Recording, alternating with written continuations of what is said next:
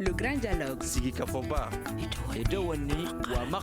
Le grand dialogue, l'émission des débats du studio Tamani sur votre radio. Le grand dialogue. Attribution des logements sociaux des demandeurs sur le pied de guerre, la polémique autour de l'attribution des logements sociaux continue toujours. Depuis la première attribution, beaucoup d'irrégularités ont été constatées, notamment des maisons non achevées, coûteuses et sans finition. Certains affirment que des règles d'attribution n'ont pas été respectées.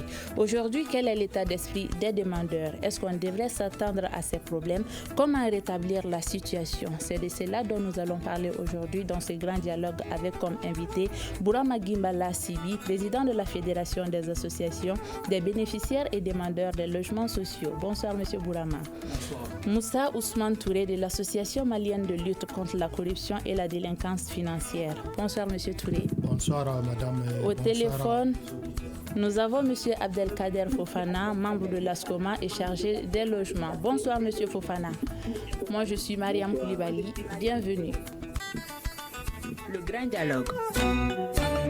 Avant d'entrer dans le vif du sujet, Moussa Malé Sissoko a fait un reportage sur la question. Écoutons ce reportage. Ces attributions frauduleuses concernent la première tranche des 12 566 logements sociaux des Tabakoro sur la liste publiée en 2019. À en croire le procureur Ousmane Fati, il est ressorti des constats de l'OMH que plus de 466 logements sociaux ont été attribués frauduleusement. Le procureur du pôle économique et financier de Bamako rappelle qu'une enquête a été ouverte par son parquet.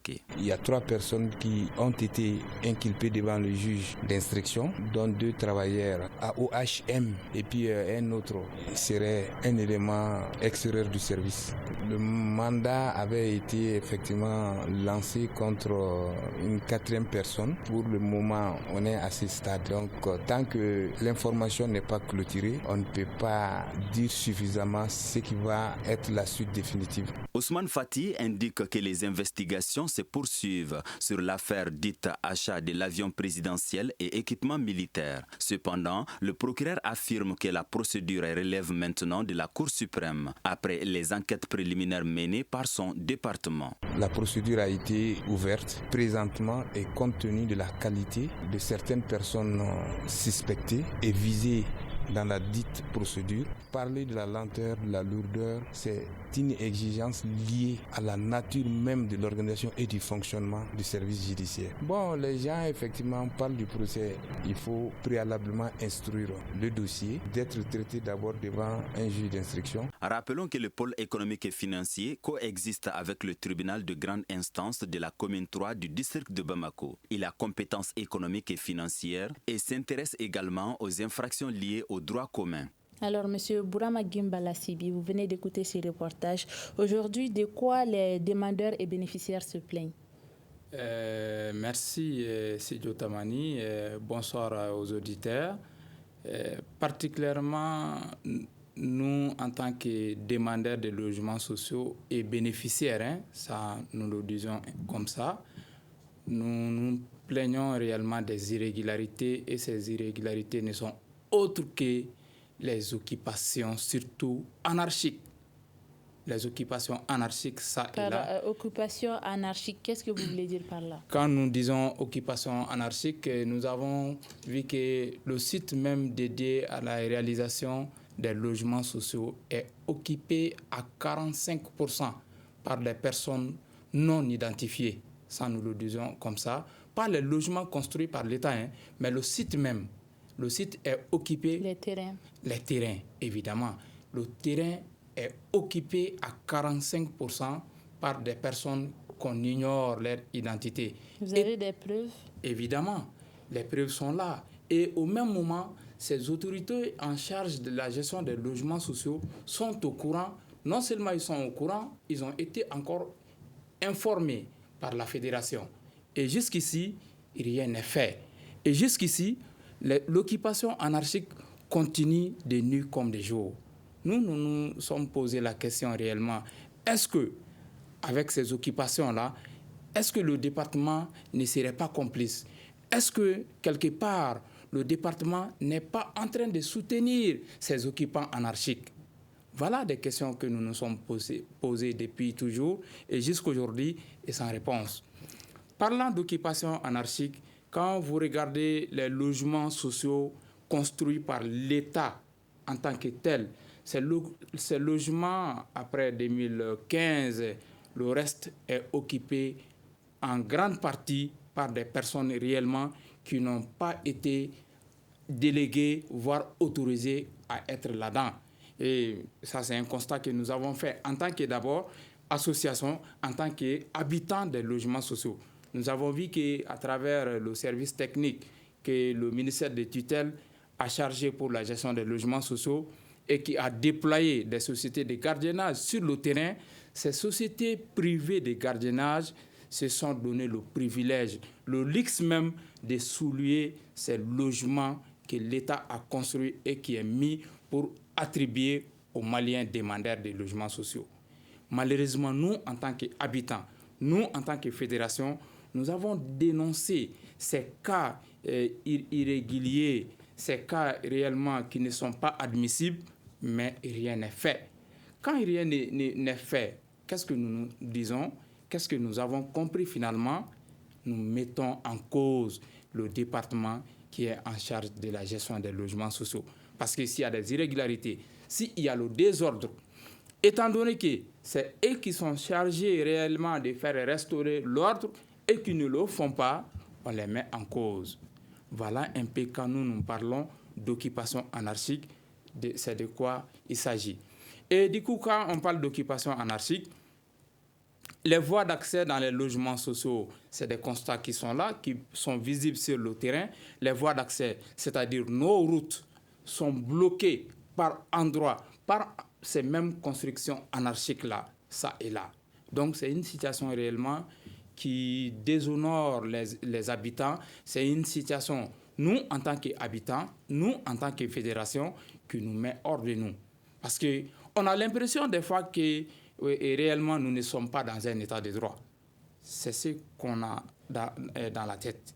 Parce qu'avec un état de droit, réellement, ces pratiques-là, aucunement ne peuvent être admissibles et ne peuvent être faites. Mais malheureusement. Nous avons tenté plusieurs fois de joindre l'OMH pour qu'ils puissent venir sur le plateau, s'exprimer sur la question. Ils ont décliné l'invitation. Okay. Alors, Monsieur Ousmane Moussa Touré, est-ce que dans votre association, vous avez eu à faire des constats concernant la situation des bénéficiaires des logements sociaux?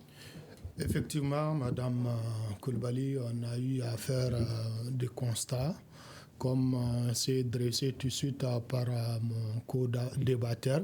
Depuis quelques années, nous voyons que ces logements sont attribués à des gens qui n'ont jamais même constitué des dossiers, que dans l'attribution de ces logements, il y a du népotisme, du favoritisme.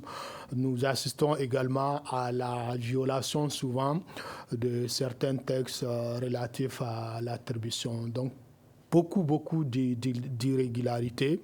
La dernière, d'ailleurs, vous n'êtes pas sans savoir que des enfants des ministres ont eu à bénéficier de ces logements, des ministres même, ce qui est tout à fait ce qui n'honore pas du tout les autorités actuelles dites de rupture et d'exemplarité.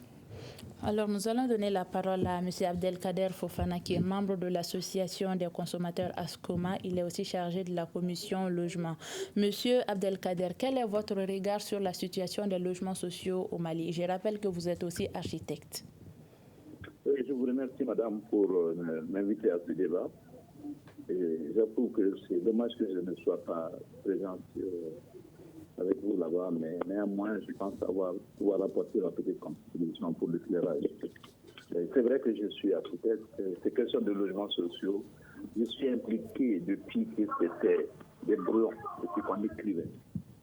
J'avoue ce que les uns et les autres ont dit, on passe toujours à côté de la question.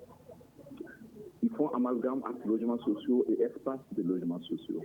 J'ai suivi dans les interventions de cela. Mais ce qui est clair, c'est que les logements sociaux, un, sont très mal faits. Deux, ce n'est pas un logement social. Parce qu'un logement social n'est pas conçu comme ça. Donc, depuis là, ce n'est pas le département, c'est l'État qui en faute. Le département n'est pas impliqué dans l'attribution des logements. Il y a une commission qui est chargée de ça, une commission qui est responsable, qui prend l'argent des gens. Et vous ne pouvez pas savoir combien d'argent les gens déposent pour avoir un lot et où va tout cet argent. Et je vous avoue que ces sommes peuvent servir à construire encore des logements sociaux. Donc il y a beaucoup de choses qui ne sont pas dites. C'est vrai que dans mon pays, on ne dit pas tout.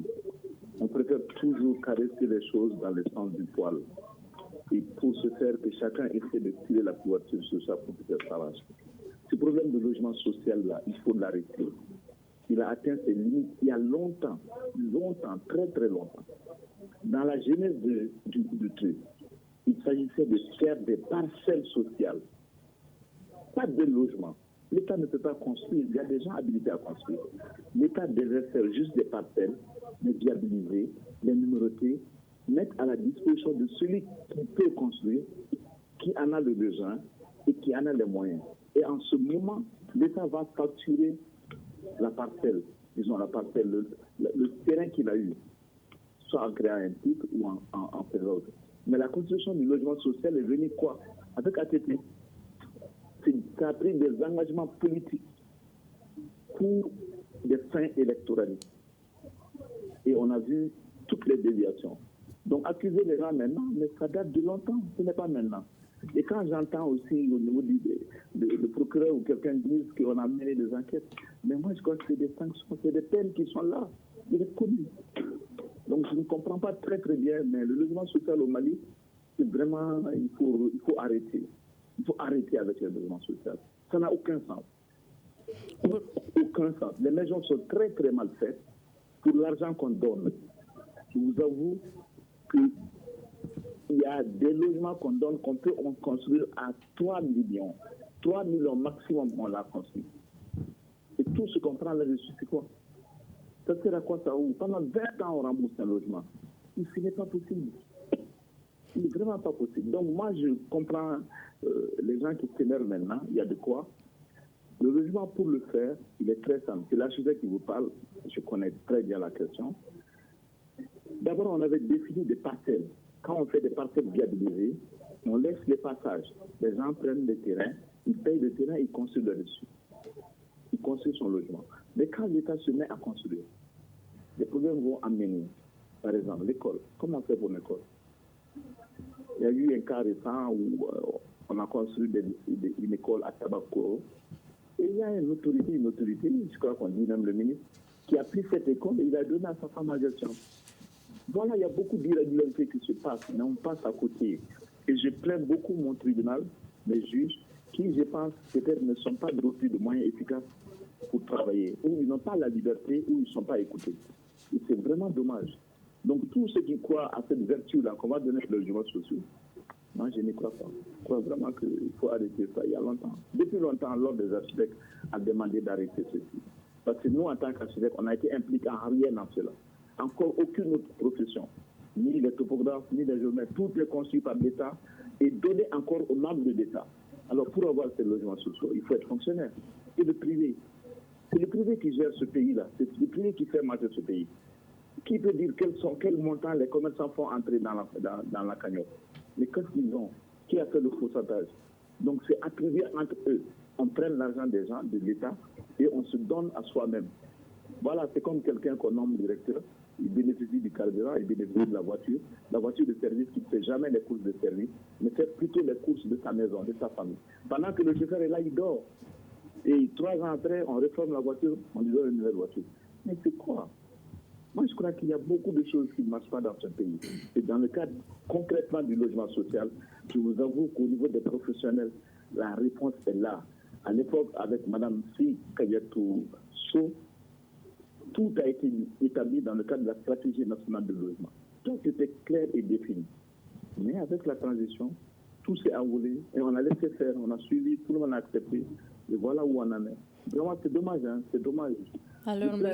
Bourama Gimbala Sibi, oui. Au vu de ce que M. Abdelkader vient de dire, il dit qu'il y a trop d'irrégularités, il y a la corruption autour, qu'il faudrait arrêter. Est-ce que c'est votre avis aujourd'hui? Merci beaucoup.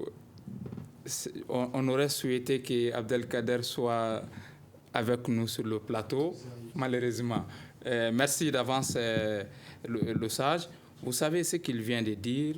Je suis entièrement d'accord avec lui. Il faudrait arrêter avec le programme. Non, pas arrêter. Oui. Il a soulevé des points qui sont réels, qui sont visibles par tout le monde, sauf ceux qui ne veulent pas voir. Et sauf ceux qui sont en train de gérer et qui créent le désordre autour de la gestion. Là, il ne peut pas voir malheureusement.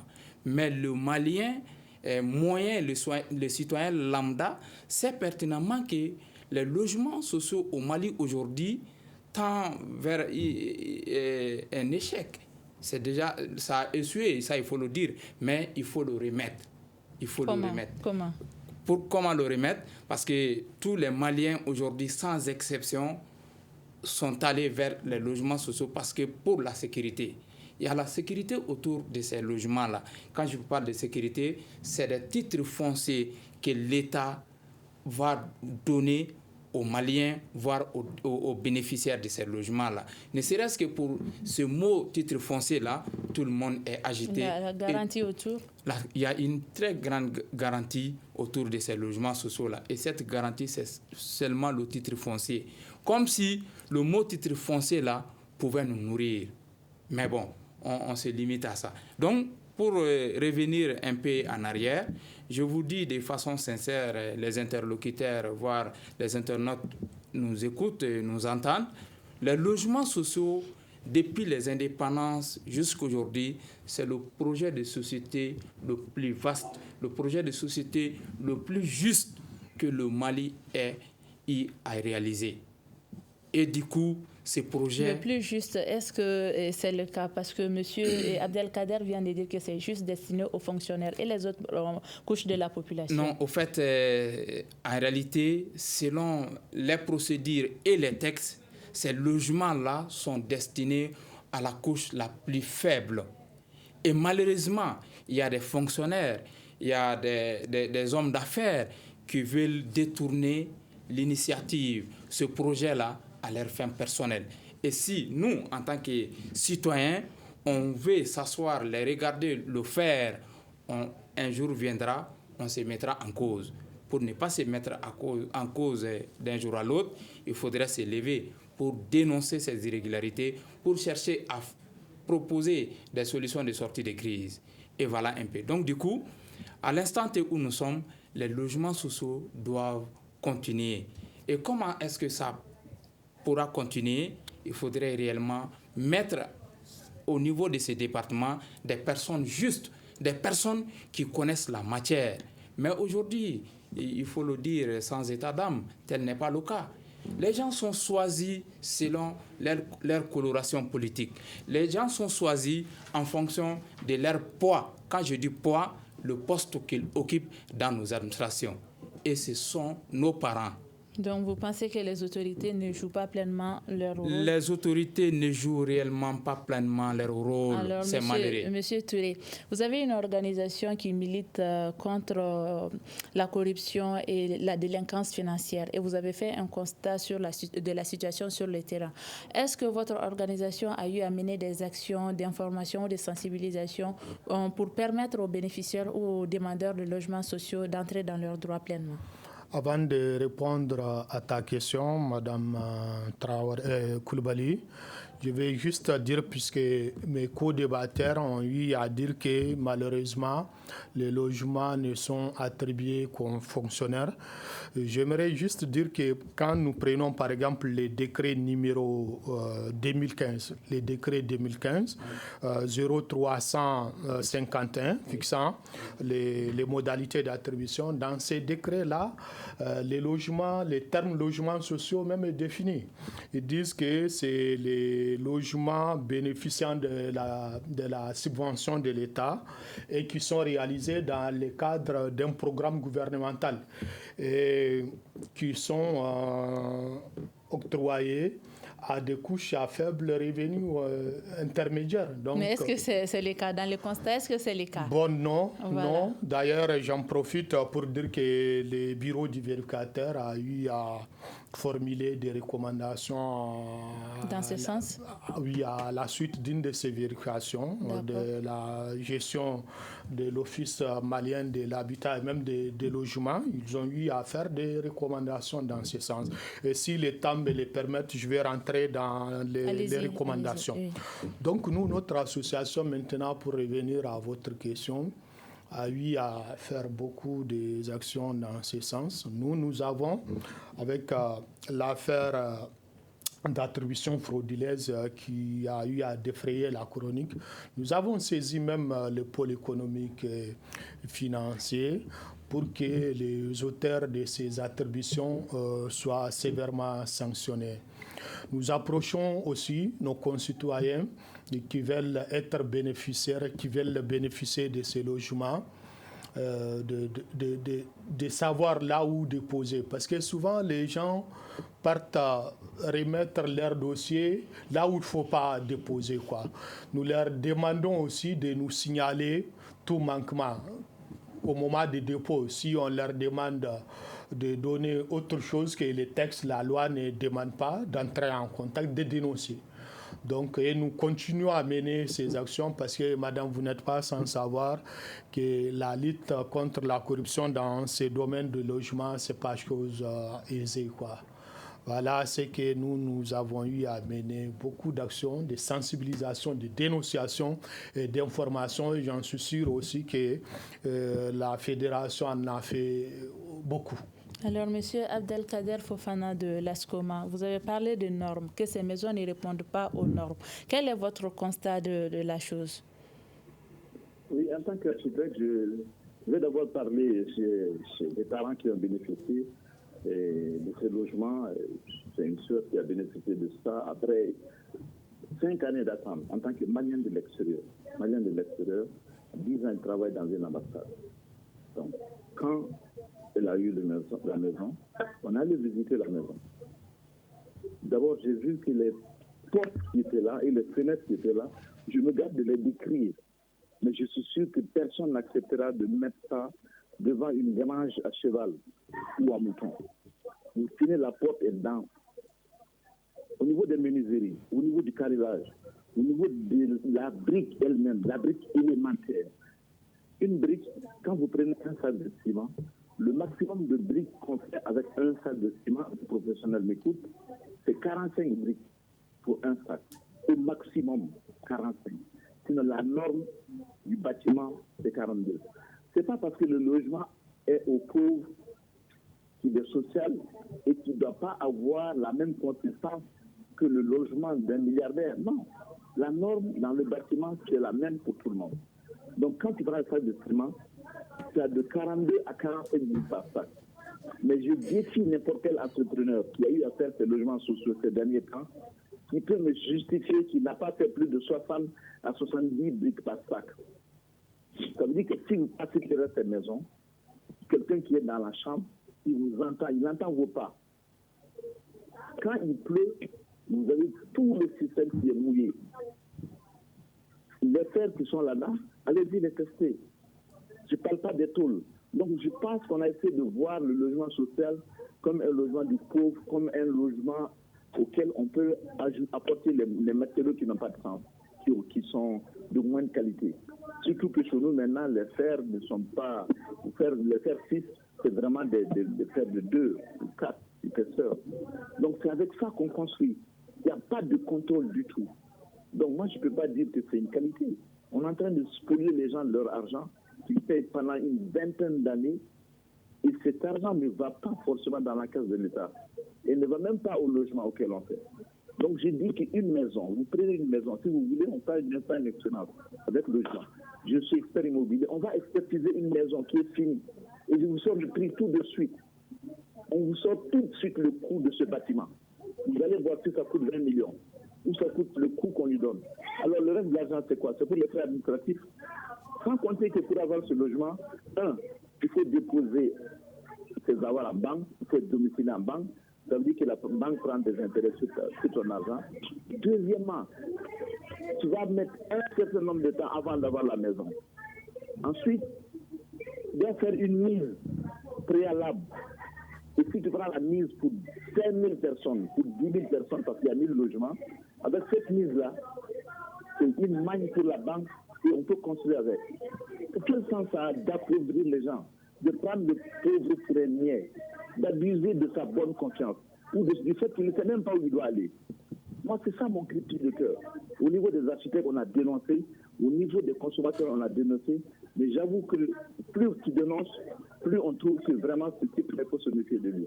À peine si on accepte de t'inviter à des réunions, parce qu'ils savent que tu vas mettre la main dans la plaie. Voilà, donc la maison n'est pas de qualité. Pas du tout. C'est tout le monde qui paye. Les gens payent la parcelle et puis ils démolissent.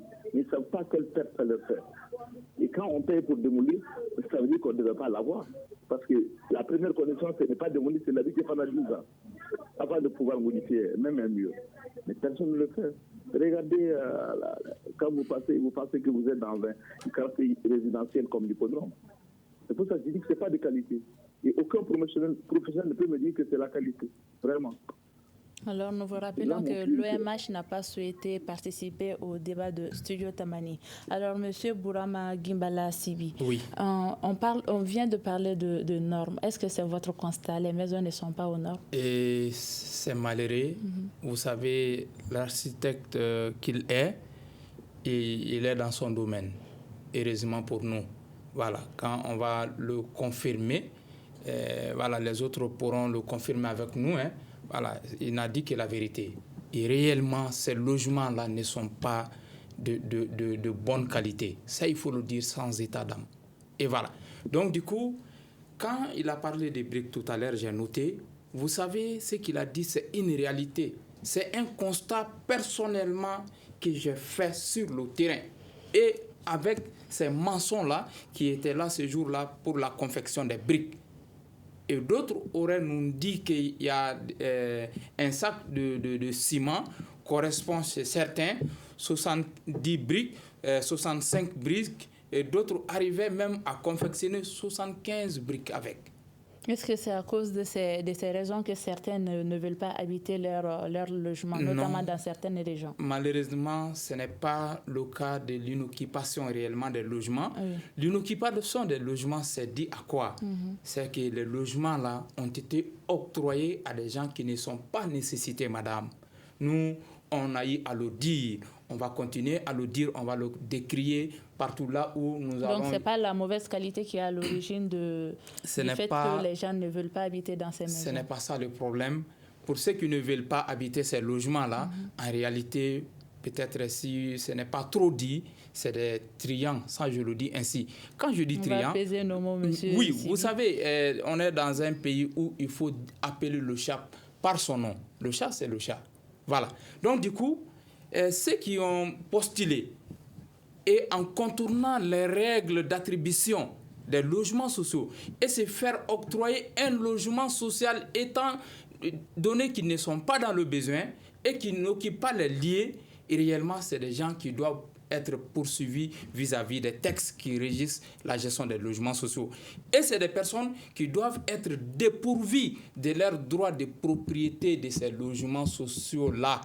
Malheureusement, ça ne peut pas être fait parce que très souvent, c'est des gens qui sont haut placés, c'est des gens qui ont des soutiens ça et là, et c'est malheureux. C'est le cas de Bamako ou bien dans nos régions? Nous avons constaté que dans plusieurs régions, les logements sociaux ne sont pas habités. Où les logements sociaux existent et que ces logements-là n'ont pas d'habitants, c'est que ces logements ont été donnés aux mauvaises personnes, malheureusement.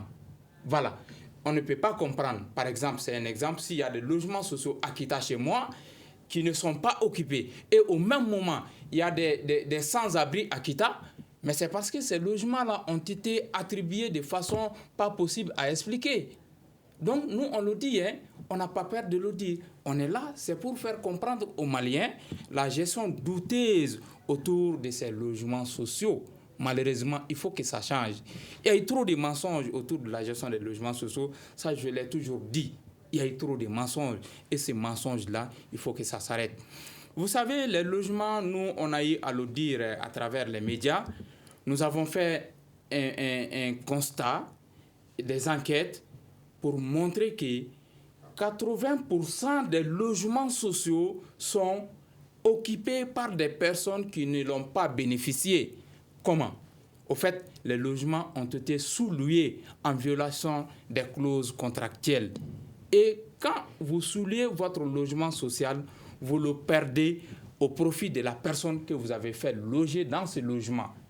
Et pourquoi la justice n'intervient pas? Et pourquoi le service qui est chargé de régler ce problème-là, étant au courant, ne réagit pas? Parce qu'ils sont tous complices. Ça, il faut le dire. Donc, du coup, nous avons peu de choses à nous reprocher quand on parle de la vérité. Nous avons peu de choses à nous reprocher quand il s'agit particulièrement des sujets liés à la gestion des logements sociaux. C'est un mafia autour de cette histoire. Ça, il faut le dire. Et sans crainte, quand vous le dites, on va vous demander, vous avez les preuves? Madame, les preuves sont là. Les faits sont justes. Et du coup, nous mettons en cause tout dans un premier temps le département même, voire le ministère de tutelle. Parce que tout ce qui se passe sur le terrain, qui est désordre, qui est violation, c'est parce que le ministère l'a cautionné, malheureusement. Soit on accepte d'être ministre pour bien faire et servir la population, soit on se retire. Malheureusement, tel n'est pas le cas pour le Malien. Les ministres sont là, ils ne foutent rien du tout. Nous n'allons pas jeter de discrédit sur des personnes qui ne sont pas sur notre malheureusement, plateau. Ils ne pourront pas on parle d'un département, madame. Ils ne pourront pas se défendre. Madame, malheureusement, ils ne sont pas sur le plateau. Nous allons donner la parole à M. Touré. On parle beaucoup de corruption autour de l'attribution des logements sociaux. Comment ça se manifeste? Est-ce que c'est de l'argent que les bénéficiaires donnent aux sociétés qui sont décidées, qui sont autorisés à attribuer ces maisons? Comment ça se manifeste? Est-ce que c'est financier? Est-ce qu'il y a des contreparties autour? Bon, merci beaucoup, madame. Je dirais oui, les deux. D'ailleurs, j'en profite pour dire que plusieurs fois, au sein de notre association, des demandeurs nous ont rapporté que des associations dédiées pour leur faciliter l'accès à ces logements, leur demandent de donner des millions. Hein. Je ne vais pas dire sur ce plateau les noms des associations. Ils ne sont pas là pour se défendre. Elles se connaissent au moins. Oui. Donc, vous voyez, il y a un côté financier, là où on demande à un demandeur que pour que son nom soit pris en compte au sein de la commission d'attribution, il faut qu'il donne au président d'une association ou par personne interposée de l'argent pour être bénéficiaire. Ça, c'est de la corruption. Hein.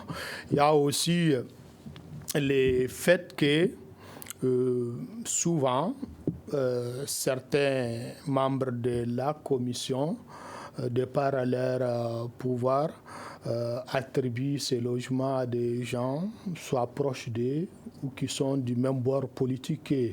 Donc vous voyez, on peut même les qualifier de favoritisme. Donc ça se manifeste sous plusieurs formes, quoi. Donc nous, malheureusement, nous continuons à dénoncer cela. Alors, M. Abdelkader Fofana de l'ASCOMA, qu'est-ce qu'il faudrait faire aujourd'hui pour que tous les Maliens puissent avoir un toit, en tout cas un toit décent? Ok, vous me permettez de revenir sur... Oui, allez-y, vous avez la parole, allez-y. Ok, le gars de l'association qui a parlé du ministre, moi je demanderais, je ne suffirais pas le problème à ce niveau. Un ministre, c'est quoi? C'est un gars qui est de passage. Le nouveau ministre qui est là actuellement au niveau des logements sociaux, c'est pas lui qui a monté le dossier. Il ne le connaît pas. Donc quand il vient, si c'est lui qui fait l'attribution, mais on ne peut pas dire que lui, il est passé par là. Non, ce n'est pas le ministre. Le problème est très facile à situer. Moi, je demande à ces associations, tout cas, un délégat qui constate, l'État leur donne la possibilité d'inciter ces personnes en justice. Ils sont la vérité. On ne peut pas accuser un ministre ne va pas se rabaisser jusqu'à attribuer des logements, jusqu'à être impliqué dans ça. Il y a eu le cas à un moment du Premier ministre, fait à son âme, auquel on a dit qu'on a donné ses enfants, on a donné ses enfants avec 4 logements. Mais on sait comment ça a été fait, il n'était pas au courant, sa femme encore moins. C'est des élèves qui sont passés par ça. Donc moi je pense que ce n'est pas là qu'il faut situer le problème. La corruption, moi je la situe à quel niveau? Et je trouve que c'est extrêmement important. C'est que si vous déposez votre dossier, pour avoir un logement. Il y a un montant que vous payez en plus, supposons 100 000 francs, c'est le minimum.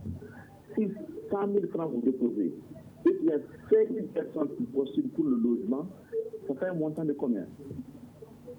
C'est énorme. Et cet argent va où? C'est la commission qui se partage ça. Alors vous voyez les membres du tribunal, le juge et ses assesseurs, demander à ceux qui viennent devant le tribunal, à chacun de payer 100 000 francs pour le jugement. Ce n'est pas la corruption. On doit arrêter ces dépôts d'argent. Il ne doit pas avoir de dépôt d'argent.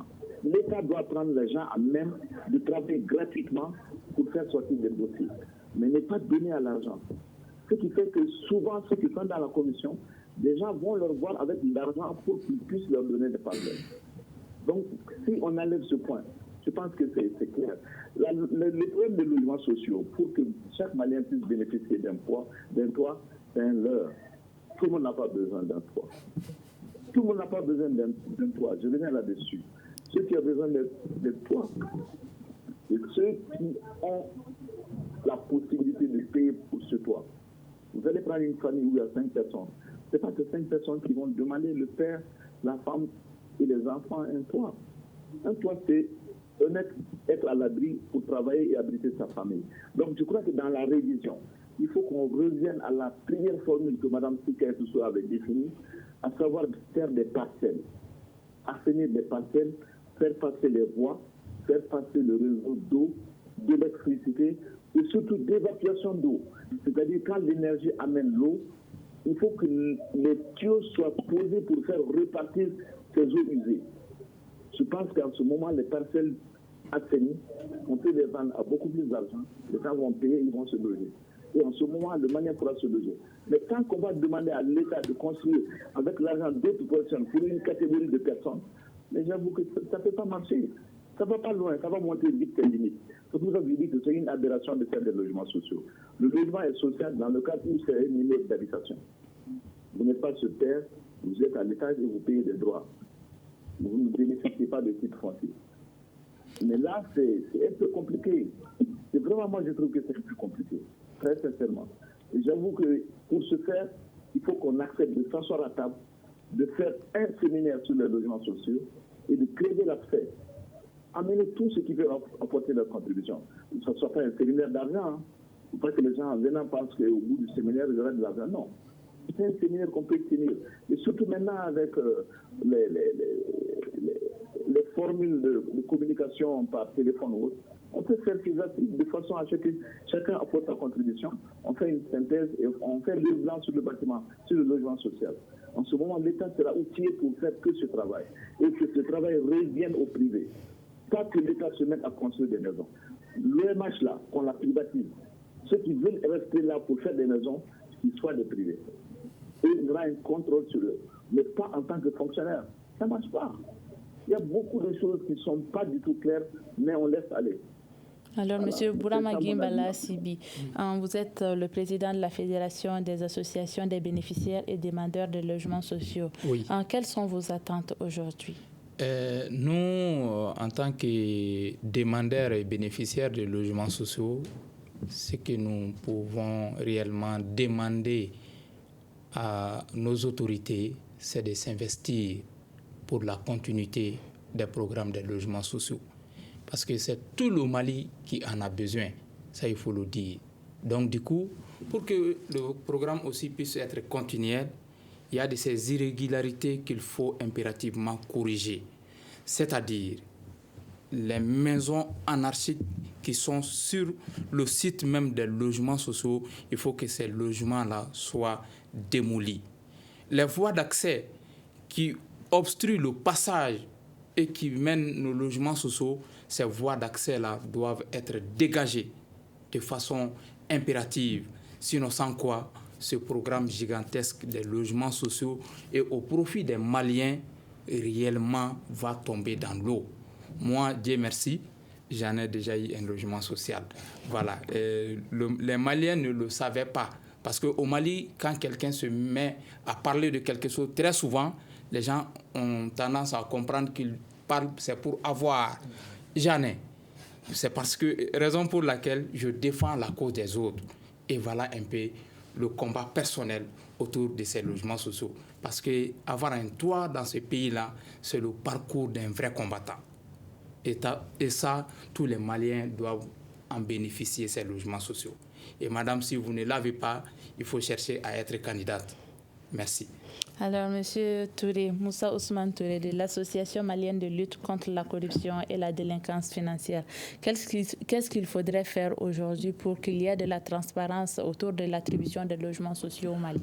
Bon, je pense qu'il y a beaucoup de choses à faire, mais j'en